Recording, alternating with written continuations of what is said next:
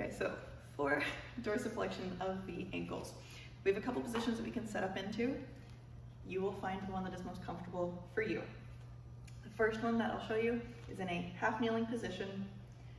Would suggest having something to support you, whether that's yoga blocks or otherwise.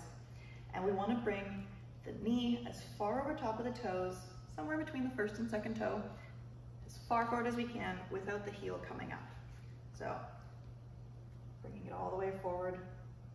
Now, for demonstration purposes, I'm going to move this leg away. So we want to make sure that we're bringing it as far forward until we get a stretch here and some compression here. Not a ton, but it should feel like there is a little bit of a stretch. We want to do so without the heel coming up. We want to have this angle be as small as possible without compensation from here. This position may not be super comfortable if pressure on the knee is not fun or the really intense flexion of the hip.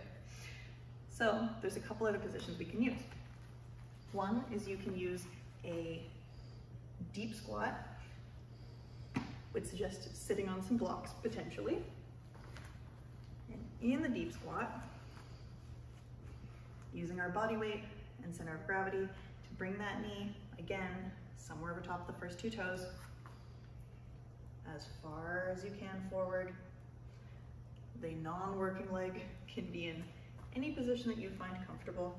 And yet again, we want to do it without the heel coming up off the floor. Third option, well, there's many options, but the third one I'm going to show is a combat position.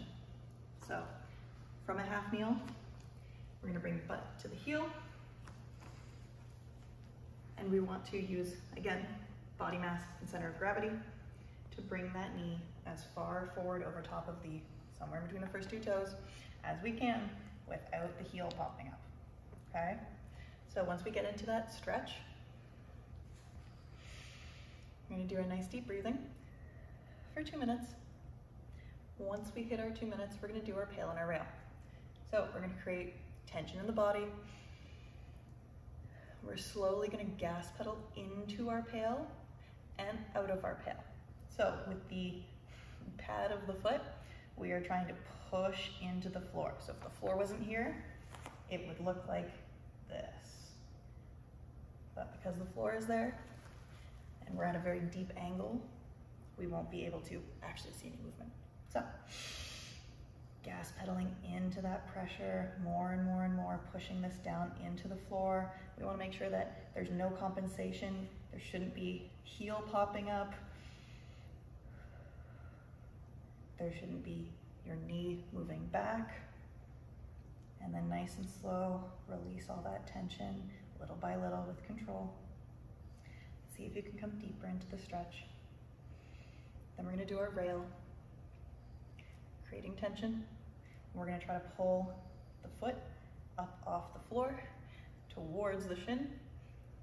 We will not get any height, we will not get any movement, and we want to make sure that the strength at which we're pulling is coming from the ankle itself. You're gonna get a lot of participation or want to participate from the toes. We really wanna make sure that it is coming from the ankle. So concentrating on the ankle is gonna be important. As we pull up, we're slowly ramping up the tension to try to pull more and more and more and more and more until we get to our greatest and safest. And then we're gonna exit in the same manner. So, nice deep breath, creating that tension. And we're slowly gonna pull foot up towards us, utilizing all of this tissue here. Pull. We want to make sure that we're not compensating by bringing the heel up or the knee back at all. And then nice and slow, we're going to gently come out of it, releasing all that tension from the ankle, and then the rest of the body. We're going to stay in this forward position, as deep of an angle in the ankle as we can, for another 5, 10, 15, 20 seconds. Nice deep breathing. And then we'll move on to our lift-offs.